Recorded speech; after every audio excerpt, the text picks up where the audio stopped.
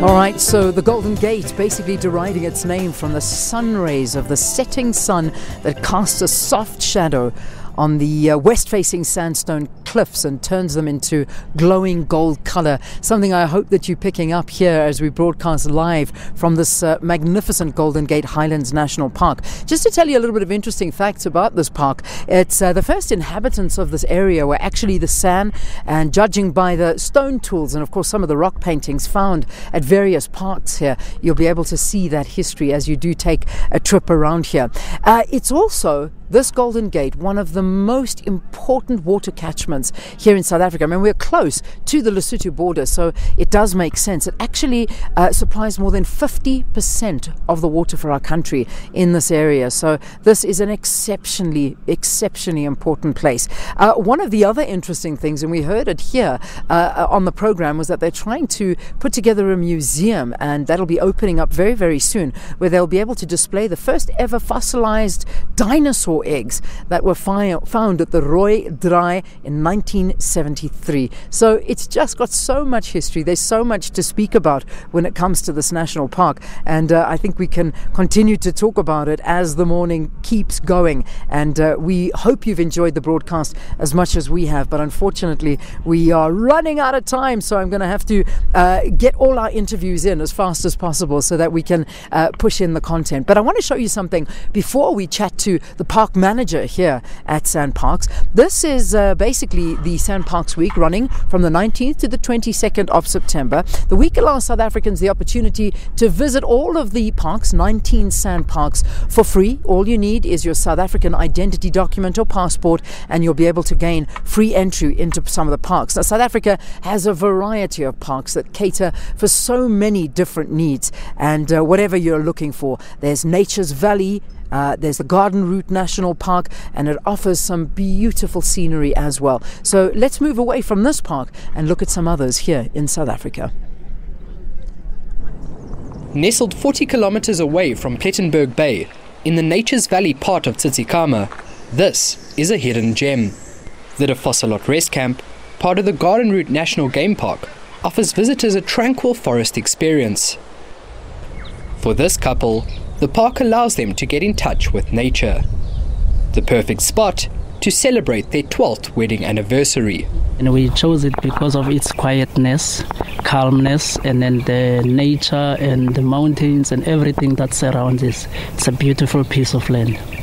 With SANParks Week fast approaching, staff at national parks around the country are ready to show the public the beauty our national parks have to offer. And here in Nature's Valley, it is no different. We have some hiking trails that we do, different kilometers, different distances, but it's actually, we in the Garden Route are the best place to do some hiking trails because we have a variety of hiking trails. I am standing at the start of the Kalanderkloof Trail, one of many hiking trails that can be found in this park. The trails cater from beginners to more advanced hikers, a nature lover's paradise. Along these trails, a wide variety of birds pepper the skies and occupy the trees. Some even taking the time to strike a pose for the camera. The trees and the green and the birds, and we see lories here, and it's just things I can't have in the Northern Cape, in the Kalahari. Along the way, you might be greeted by a variety of mammals too. Explore further, and you can emerge from the forest to find yourself a stone's throw away from the Indian Ocean. While giving visitors the best of both worlds, this also makes it the ideal spot for education on conservation and environmental protection.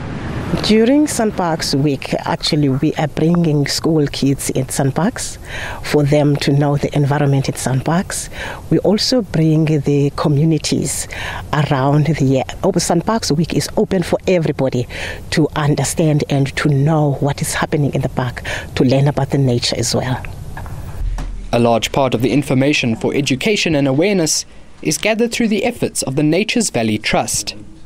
But their work does not just end with SANParks Week. So we set up long-term research projects where we get scientists to come in and study the impact that people are having on the biodiversity, say in the fynbos or on the beach. And then we've got an education and awareness division where we actually come up with practical solutions to educate people about how they can just change their behavior a little bit and coexist with the biodiversity. The De Vassalot Rest Camp has accommodation for those who want to stay over, but it is not included in the open gate policy of SANParks Week. There are also canoeing facilities if you would like to use them at a small fee. But if you just want to explore nature in all its glory, SANParks Week gives you the opportunity to do so, free of charge.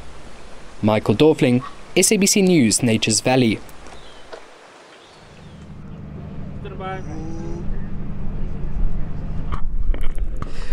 Right now, when people think of going on a game drive, some people, not me, because when I think of going on a game drive, I get exceptionally excited. But some people think, dirt roads, and do I really want to sit on the back of a van and bounce up and down?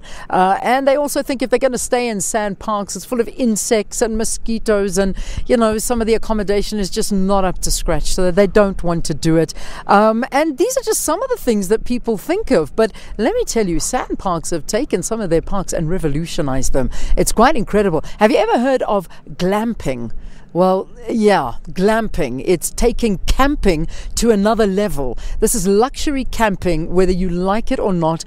They will come up and set a camp up for you, and it looks like you're sleeping in a 5-star hotel. It's just absolutely beautiful, and some of SANParks actually offer this as well. So get rid of all those old thoughts in your mind and realize that SANParks have changed in many, many ways, but not to the detriment of still getting the authenticity of the park, and that's what's so important. So joining me now to talk a little bit more about SANParks, I've got the Managing Executive for Parks, and his name is Property Mokoena. Good to have you. Welcome to Morning Live. Thank you, ma'am, and good morning to you, and good morning to the viewers at home. So as soon as I said the word glamping, my technical director turned around and thought, glamping? What is that? What are you talking about? This is a big movement, isn't it? Yes, glamping it's a new concept. Usually we've got our own traditional camping, as you know, which you would do in any other park. Yeah. But we have introduced now luxurious camping, which you can do in Namakwa National Park and in Marakele National Park.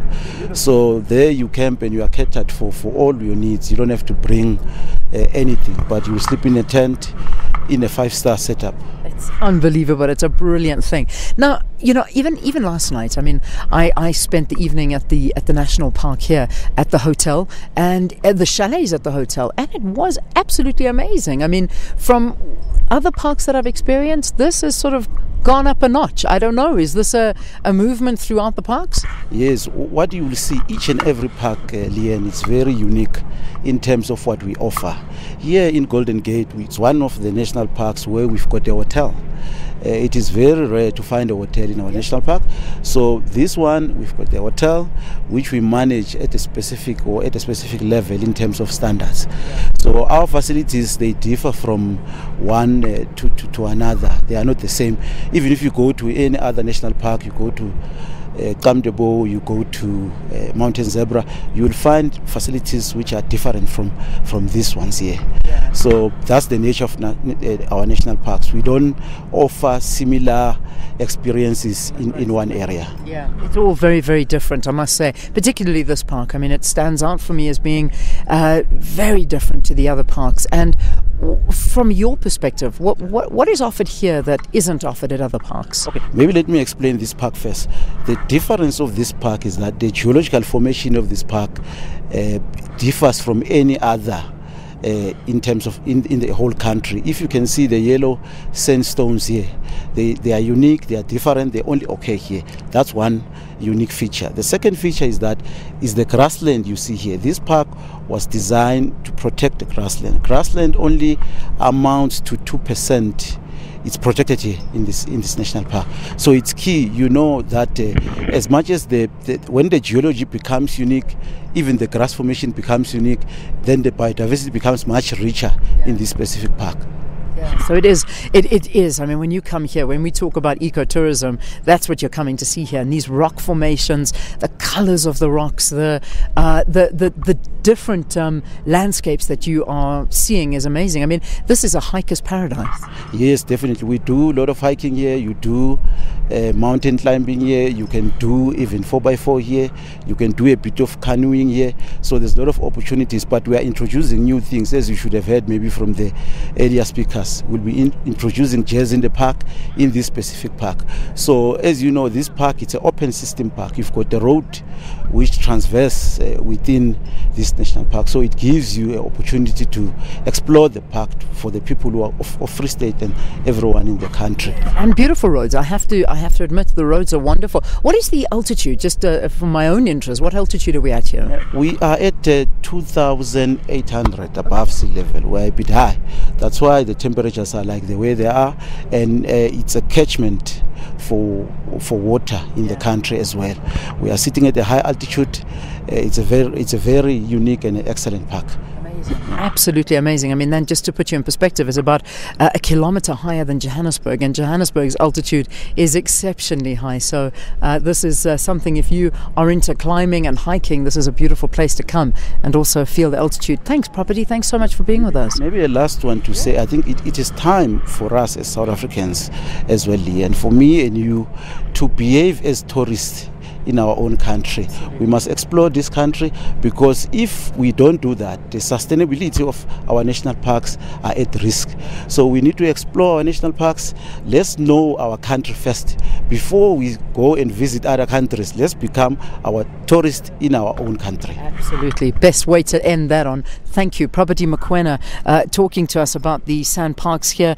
Property is the SANParks Managing Executive for the park. So again, thank you very, very much for being with us. Quick break. After this, we're going to talk to